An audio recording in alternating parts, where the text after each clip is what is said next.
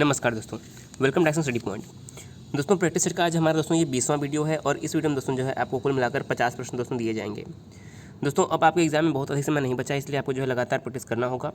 देखिए 50 प्रश्न काफ़ी इंपॉर्टेंट होंगे और सभी प्रश्न से जो भी फैक्ट बनेंगे वो भी हम देखने वाले हैं, तो वीडियो को जरूर अंत तक देखिएगा। इसकी PDF जो है आपको टेलीग्राम से मिल जाएगी, तो टेलीग्राम पर जाकर जो है आप PDF वहाँ से डाउनलोड कर पाएंगे।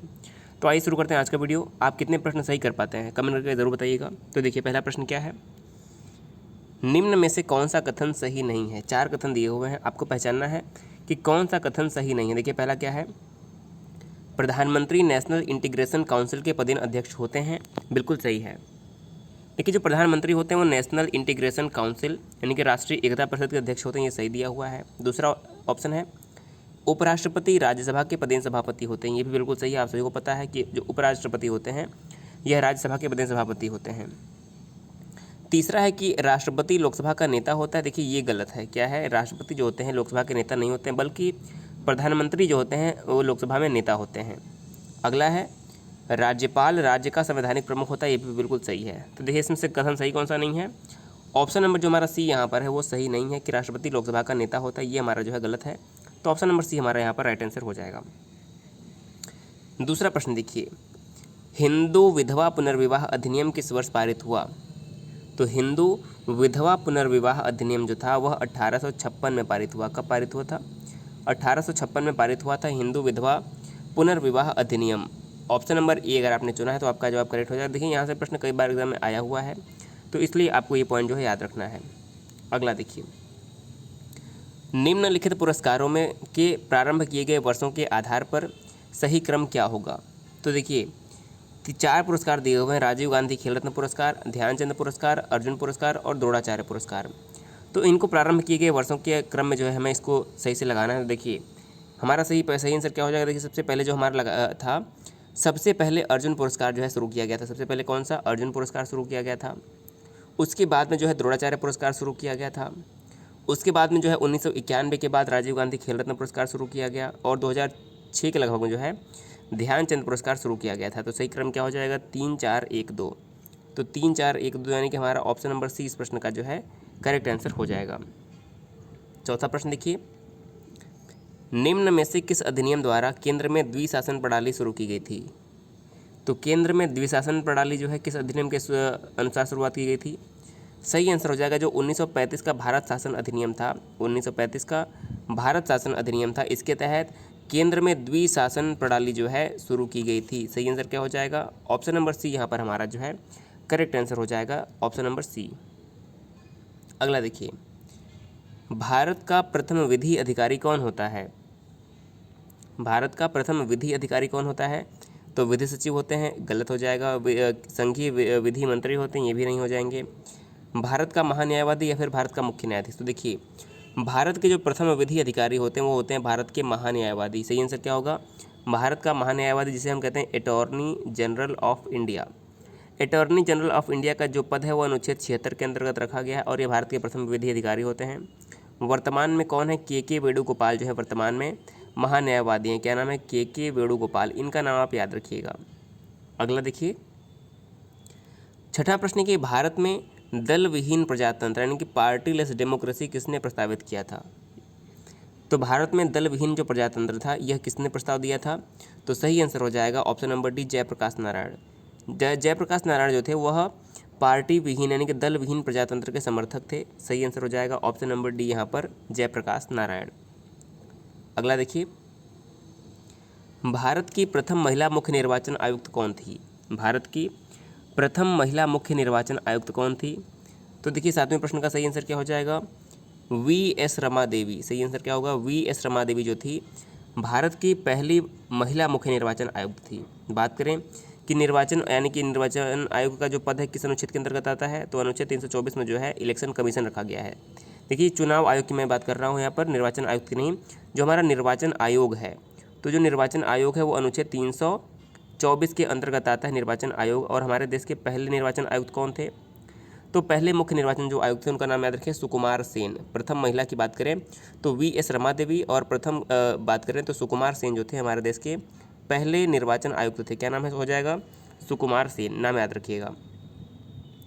8वां प्रश्न है, संविधान का कौन सा अनुच्छेद भारत के नियंत्रक और महालेखा परीक्षक के कर्तव्य को निर्धारित करता है? देखिए, नियंत्रक एवं महालेखा परीक्षक को हम CAG यानी कि कंट्रोलर एंड ऑडिटर जनरल कहते हैं, और CAG का जो पद रखा गया है वो अनुच्छेद 148 यानी कि 148 में रखा गया है। और यहाँ पर बात हो रही है कि उनके कर्तव्य का जो है निर्धारण कौन सा अनुच्छेद करता है। तो देखिए, 148 में उनका पद रखा गया है, लेकिन जो कर्तव्य रखे गए हैं वो 149 में रखे गए हैं। तो यहाँ से आपको कन्फ्यूज़ नहीं होना। देखिए, जो उनका पद है वो 148 में आता है, लेकिन जो CAG के कर्तव्य होते हैं वो अनुच्छेद 149 में आते हैं। तो सही आंसर क्या हो जाएगा? डी ऑप्शन हमारे यहाँ पर करेक्ट हो जाएगा। और बात करें कि वर्तमान हमारे देश के CAG कौन है, तो देखिए अभी हाल ही में जो है गिरीश चंद्र मुर्मू, जो कि जम्मू कश्मीर के उपराज्यपाल थे, गिरीश चंद्र मुर्मू को जो है भारत का नियंत्रक एवं महालेखा परीक्षक बनाया गया है। ये बात आपको याद रखनी है, एकदम ही लेटेस्ट आपको न्यूज़ याद रखना है, गिरीश चंद्र मुर्मू।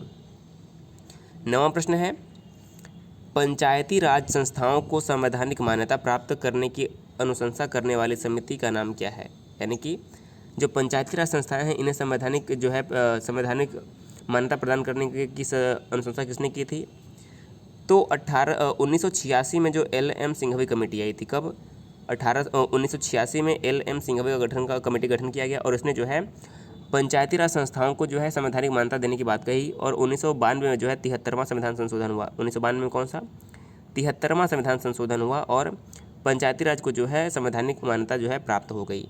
तो यहाँ पर हमारा C ऑप्शन करेक्ट हो जाएगा।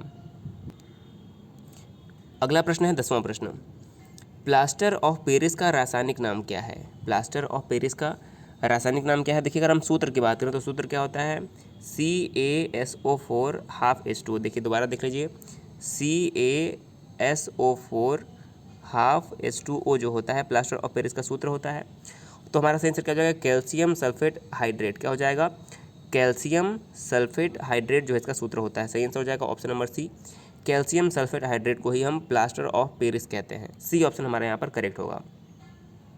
11वां प्रश्न देखिए, धर्मनिरपेक्ष शब्द भारत के संविधान की उद्देशिका का एक भाग है। देखिए, धर्मनिरपेक्ष नहीं यहाँ पर बल्कि पंथ निरपेक्ष होना चाहिए। क्या होना चाहिए? पंथ निरपेक्ष।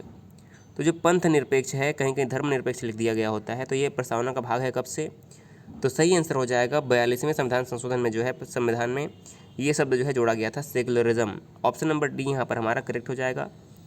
अगला देखिए 12वां प्रश्न, चंबल नदी किन राज्यों से होकर गुजरती है? चंबल नदी किन राज्यों से होकर गुजरती है? तो देखिए, पहले आप अगर एक बात याद रखिए कि जो चंबल नदी है वह उत्तर प्रदेश, मध्य प्रदेश और राजस्थान से होकर गुजरती है, और यह उत्तर प्रदेश, मध्य प्रदेश और राजस्थान के बीच में जो है सीमा बनाने का भी कार्य करती है। कौन सी नदी? चंबल नदी जो है उत्तर प्रदेश, मध्य प्रदेश और राजस्थान के बीच में सीमा बनाने का भी कार्य करती है। तो यहाँ पर हमारा सही आंसर क्या हो जाएगा? B ऑप्शन हमारा यहाँ पर जो है सही आंसर हमारा हो जाएगा। अगला प्रश्न है कि विनोबा भावे ने व्यक्तिगत सत्याग्रह की शुरुआत कहाँ से की थी? तो विनोबा भावे ने जो है व्यक्तिगत सत्याग्रह की शुरुआत जो है पवनार आश्रम महाराष्ट्र से किया था। कहाँ पर? पवनार आश्रम महाराष्ट्र से किया था। B ऑप्शन करेक्ट हो जाएगा। बात करें कि विनोबा भावे का से एक प्रश्न और बनता है कि रैमन मैग्सेसे पुरस्कार प्राप्त करने वाले पहले भारतीय कौन थे? तो आप याद रखिए, रैमन मैग्सेसे, जिसे हम एशिया का नोबेल कहते हैं, तो रैमन मैग्सेसे पुरस्कार प्राप्त करने वाले पहले भारतीय कौन थे? तो हो जाएंगे विनोबा भावे। इनका नाम आपको याद रखना है। अगला देखिए, मनुष्य की मुख गुहा में निम्नलिखित में से किसका पाचन प्रारंभ होता है? मनुष्य की मुख गुहा में निम्नलिखित में से किसका पाचन प्रारंभ होता है? तो सही आंसर क्या हो जाएगा? जो मनुष्य की मुख गुहा होती है उसमें कार्बोहाइड्रेट का पाचन प्रारंभ होता है। सही आंसर क्या हो जाएगा? कार्बोहाइड्रेट यहाँ पर हमारा करेक्ट आंसर होगा। 15वां प्रश्न है कि रात में तारे झिलमिलाते हैं क्योंकि, यानी कि जो रात में तारे झिलमिलाते हैं या फिर टिमटिमाते हैं, इसका कारण क्या है? तो देखिए, सही आंसर होगा ऑप्शन नंबर D कि वायुमंडल में वायु का अपवर्तनांक जो है बदलता रहता है, इसलिए जो है तारे हमें टिमटिमाते हुए दिखाई देते हैं। D ऑप्शन हमारा यहाँ पर जो है करेक्ट आंसर हो जाएगा। 16वां प्रश्न है कि निम्न में से कौन सा व्रत महावीर स्वामी ने जो है जोड़ा था? देखिए, जैन धर्म में महावीर स्वामी ने कौन सा व्रत जोड़ा था? तो देखिए, जैन धर्म में जो है पंच महाव्रत होते हैं। आपने सुना होगा कि पंच महाव्रत जो है जैन धर्म में होता है। तो देखिए, पंच महाव्रत में 5वां जो व्रत था किसने जोड़ा था? महावीर स्वामी ने। कौन कौन से? देखिए, पहले कौन कौन से थे आप याद रखिए। देखिए, सत्य पहले से ही था, अहिंसा जो था पहले ही से ही था, सत्य अहिंसा पहले से ही था, अपरिग्रह पहले से ही था, अपरिग्रह यानी कि कम सामान को इकट्ठा न करना, और अस्तेय यानी कि चोरी न करना पहले से था। ये 4 जो थे व्रत पहले से ही थे, लेकिन इसमें महावीर स्वामी ने जो है ब्रह्मचर्य को जोड़ा था। किसे जोड़ा था? ब्रह्मचर्य को जो है महावीर स्वामी ने जोड़ा था, तो ये मिलके पंच महाव्रत बन गए। तो जो महावीर स्वामी ने किसको जोड़ा था? ब्रह्मचर्य को जोड़ा था इसमें, यानी कि जो जैन धर्म के महाव्रत हैं उसमें महावीर स्वामी ने ब्रह्मचर्य को जोड़ दिया था। तो सी ऑप्शन हमारा यहाँ पर करेक्ट आंसर हो जाएगा। अगला देखिए 17वां प्रश्न, नंद प्रयाग में मंदाकिनी नदी किस नदी में मिलती है? तो नंद प्रयाग में जो नंदाकिनी देखिए, यहाँ पर नंदाकिनी लिखा है, बिल्कुल सही लिखा है, यहाँ पर मंदाकिनी नहीं है, यहाँ पर ध्यान दीजिएगा, नंदाकिनी लिखा है और नंदाकिनी बिल्कुल सही है। तो नंद प्रयाग में जो है नंदाकिनी नदी किस नदी में मिलती है? तो सही आंसर हो जाएगा अलकनंदा में। नंद प्रयाग में जो नंदाकिनी नदी है वो अलकनंदा में मिलती है। तो ऑप्शन नंबर हमारा यहाँ पर जो डी है बिल्कुल सही आंसर होगा। 18वां प्रश्न है, बहुत उच्च तापमान को मापने के लिए हम प्रयोग करते हैं क्या? यानी कि बहुत अगर उच्च तापमान हो तो उसको मापने के लिए क्या प्रयोग होता है? तो सही आंसर होगा सी ऑप्शन, ताप विद्युत उत्ताप मापी। क्या हो जाएगा? ताप विद्युत उत्ताप मापी का जो प्रयोग होता है बहुत अधिक जो है ताप मापने के लिए। सी ऑप्शन करेक्ट होगा। अगला देखिए, एक केस नली में जल की अपेक्षा एक तरल अधिक ऊंचाई तक चढ़ता है, तो इसका कारण क्या है? तो एक केस नली में जल की अपेक्षा जो तरल होता है अधिक ऊंचाई पर चढ़ता है, और इसका कारण क्या है कि तरल का जो पृष्ठ तनाव होता है, सरफेस टेंशन होता है, वह जल की अपेक्षा अधिक होता है। किसका? तरल का पृष्ठ तनाव यानी कि सरफेस टेंशन जल की अपेक्षा अधिक होता है, इसलिए जो है केस नली में जल की अपेक्षा जो तरल होता है अधिक ऊंचाई तक चढ़ता है। बी ऑप्शन हमारे यहाँ पर राइट होगा। 20वां प्रश्न है कि जब पानी को 0 डिग्री सेल्सियस से लेकर 10 डिग्री सेल्सियस तक गर्म किया जाता है तो इसका आयतन में क्या प्रभाव पड़ता है? देखिए, जब पानी को 0 डिग्री सेल्सियस से लेकर 10 डिग्री सेल्सियस तक गर्म किया जाता है तो जो पानी का आयतन है पहले घटता है और फिर बढ़ता है। सही आंसर क्या हो जाएगा? पहले घटता है फिर बढ़ता है। 21वां प्रश्न है कि दूर संचार के लिए प्रयुक्त तरंगें कौन सी होती हैं? दूर संचार के लिए कौन सी तरंगें प्रयुक्त होती हैं? तो सही आंसर हो जाएगा माइक्रोवेव। जो माइक्रोवेव तरंगें हैं यह दूर संचार यानी कि टेली कम्युनिकेशन के लिए प्रयुक्त होती हैं। सही आंसर क्या हो जाएगा? ए ऑप्शन करेक्ट होगा। अगला देखिए, परम भागवत की उपाधि धारण करने वाला प्रथम गुप्त शासक कौन था? तो परम भागवत की उपाधि धारण करने वाला जो प्रथम गुप्त शासक था वो हो जाएगा चंद्रगुप्त द्वितीय विक्रमादित्य। क्या हो जाएंगे? चंद्रगुप्त द्वितीय विक्रमादित्य ने जो है परम भागवत की उपाधि धारण की थी। सी ऑप्शन हमारा यहाँ पर राइट हो जाएगा। अगला देखिए, तलाक की उद्घोषणा करने के लिए क्या दंड है, यानी कितने वर्ष का दंड है? तो तलाक की उद्घोषणा करने के लिए 3 वर्ष का दंड है। यहाँ पर हमारा ऑप्शन नंबर जो बी है राइट हो जाएगा। अगला देखिए 24वां प्रश्न। दोस्तों, अगर वीडियो आपको पसंद आ रहा हो तो दोस्तों वीडियो को आप शेयर जरूर किया करिए। जितने भी आपके स्टडीज से संबंधित फेसबुक और व्हाट्सएप ग्रुप हैं, वीडियो को जरूर अधिक से अधिक शेयर करिए ताकि जो है ये अधिक से अधिक लोगों तक जो वीडियो है पहुँच पाए, ताकि जो हमारा मेहनत है वो अधिक से अधिक लोग जो है इससे लाभ उठा सकें। 24वां देखिए, ताम्रपत्र लेख दर्शाते हैं कि प्राचीन काल में बिहार के राजाओं का संपर्क कहाँ तक था? तो ताम्रपत्र लेख जो दर्शाते हैं कि जो प्राचीन काल में बिहार के राजा थे उनका संपर्क जो था जावा सुमात्रा से भी था। जावा सुमात्रा जो कि इंडोनेशिया में द्वीप हैं, ये जावा सुमात्रा तक संपर्क था। बी ऑप्शन हमारा यहाँ पर जो है करेक्ट आंसर हो जाएगा। अगला प्रश्न है कि चोल शासक जो थे वो किसके प्रबल अनुयायी थे? किस धर्म के प्रबल अनुयायी थे चोल शासक? तो जो चोल थे वह जैन धर्म के प्रबल अनुयायी थे। किसके? जैन धर्म के प्रबल अनुयायी थे, और बी ऑप्शन हमारे यहाँ पर करेक्ट होगा। अगला देखिए कि 26वां प्रश्न है कि दिल्ली का प्रथम सुल्तान जिसने दरबार में गैर इस्लामी प्रथाओं का प्रचलन करवाया था, वह पहला दिल्ली का सुल्तान कौन था जिसने दरबार में गैर इस्लामी प्रथाओं का प्रचलन करवाया था? सही आंसर हो जाएगा ऑप्शन नंबर सी, इल्तुतमिश। इस प्रश्न का सी ऑप्शन करेक्ट हो जाएगा। देखिए, जो इल्तुतमिश था वह किसका? वह कुतुबुद्दीन ऐबक का गुलाम था जो कि बाद में उसका दामाद बन गया, और कुतुबुद्दीन ऐबक की मृत्यु के बाद जो है दिल्ली सल्तनत का शासक कौन बना? इल्तुतमिश ही बना, और इल्तुतमिश को ही जो है दिल्ली सल्तनत का वास्तविक संस्थापक मानते हैं। इल्तुतमिश की जो पुत्री थी रजिया सुल्तान, वह दिल्ली सल्तनत पर राज करने वाली पहली महिला सुल्तान थी, तो इनका नाम याद रखना रजिया सुल्तान का। अगला देखिए, किस युद्ध के बाद मैसूर के टीपू सुल्तान को सहायक राज्य बनाने के लिए बाध्य बनाया गया? तो किस युद्ध के बाद टीपू सुल्तान को सहायक राज्य बनाने के लिए जो है सहायक राज्य बनने के लिए बाध्य किया गया? तो सही आंसर हो जाएगा द्वितीय आंग्ल मैसूर युद्ध के बाद। बी ऑप्शन हमारा यहाँ पर करेक्ट हो जाएगा। अगला देखिए, परिदर्शी यानी कि जो पेरिस्कोप होता है किस सिद्धांत पर कार्य करता है? परिदर्शी यानी कि पेरिस्कोप किस सिद्धांत पर कार्य करता है? तो 28वें प्रश्न का सही आंसर हो जाएगा ऑप्शन नंबर डी, यह परावर्तन यानी कि परावर्तन यानी रिफ्लेक्शन के सिद्धांत पर जो है काम करता है। ऑप्शन नंबर यहाँ पर हमारा जो है डी है करेक्ट आंसर होगा।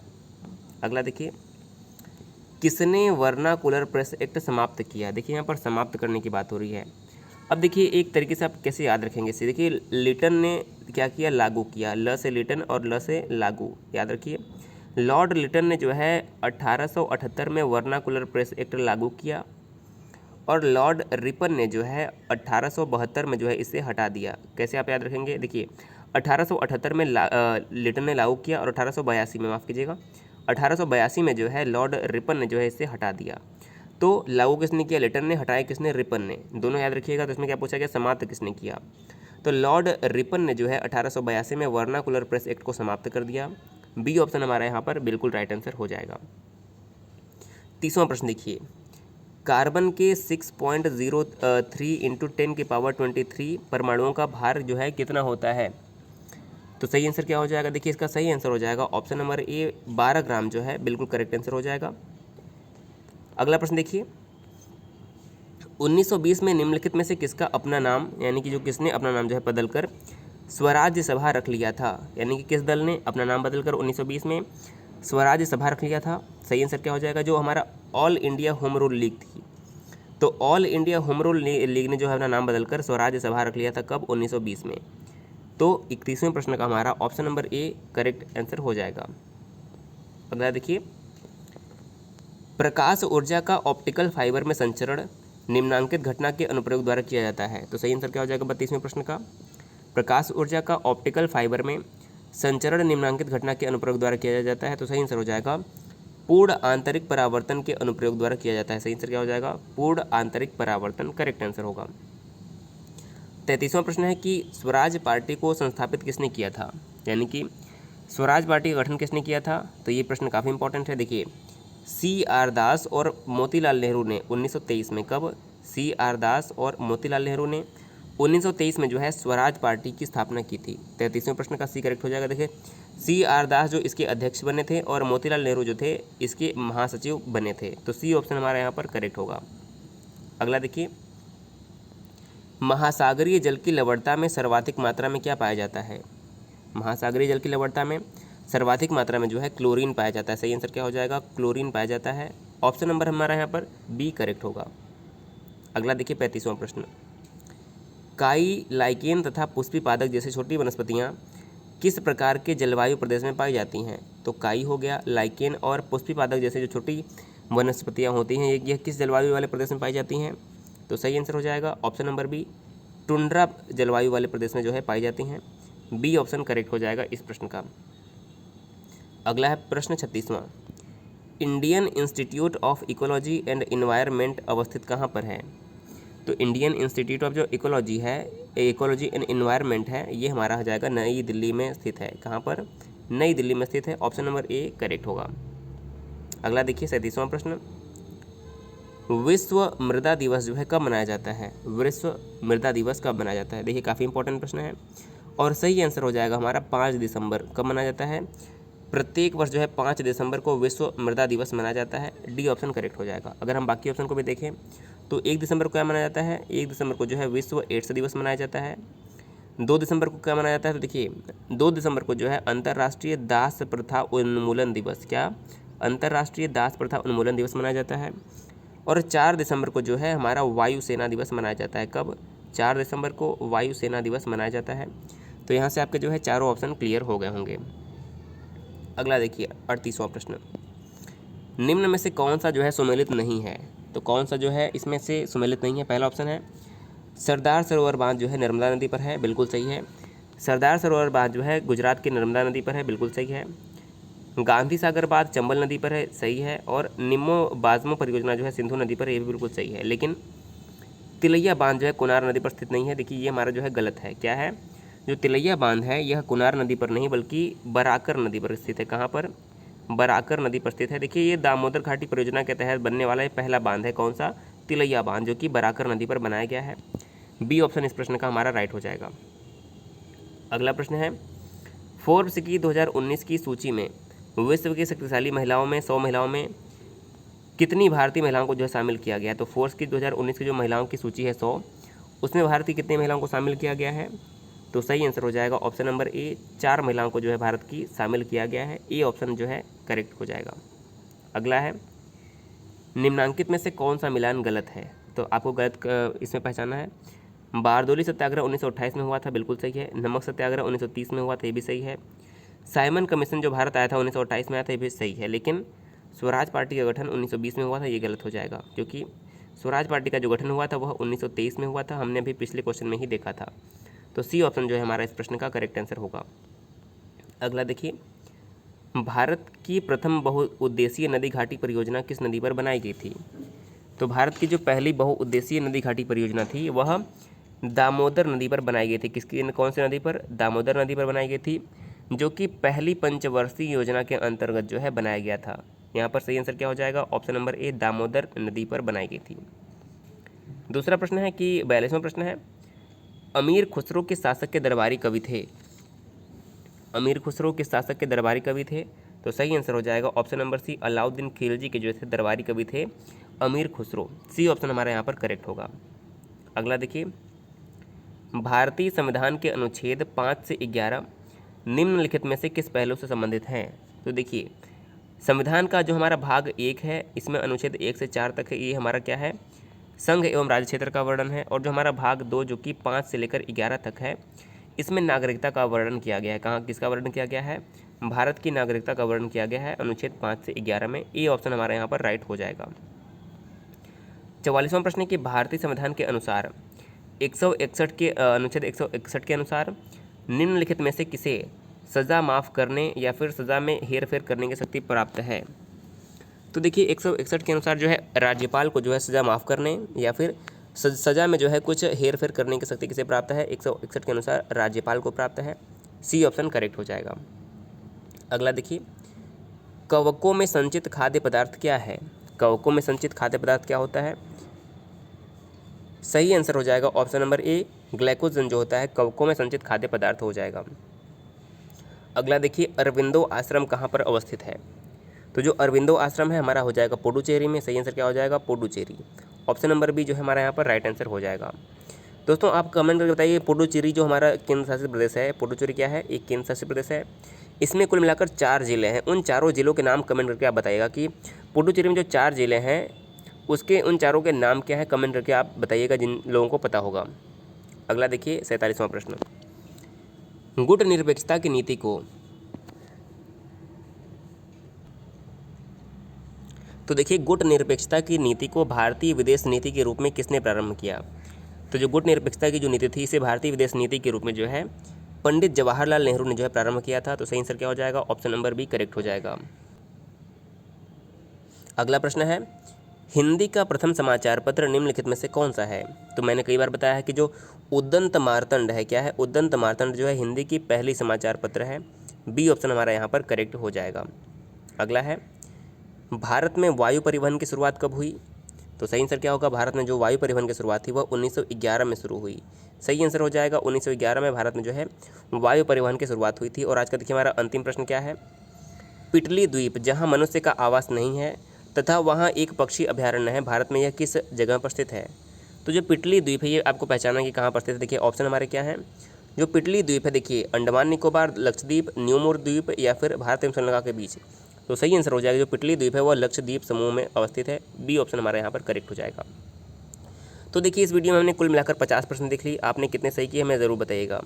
दोस्तों आपको वीडियो हमारा कैसा लग रहा है, वीडियो पसंद आ रहा है या नहीं आ रहा है? अगर आपको वीडियो एग्ज़ाम के लिए हेल्पफुल लग रहा है तो वीडियो को जरूर शेयर करिएगा। देखिए हमारा उद्देश्य है कि आप में से जितने लोग हमसे जुड़े हैं अधिकतर लोगों का जो है एग्ज़ाम में सिलेक्शन जो दोस्तों हो, अगर आपका सिलेक्शन होता है तो सबसे अधिक जो खुशी है वो दोस्तों हमें ही होगी, क्योंकि हम आपके लिए लगातार मेहनत कर रहे हैं। दोस्तों वीडियो पसंद आए तो जरूर शेयर कर दीजिएगा। वीडियो देखने के लिए बहुत बहुत धन्यवाद।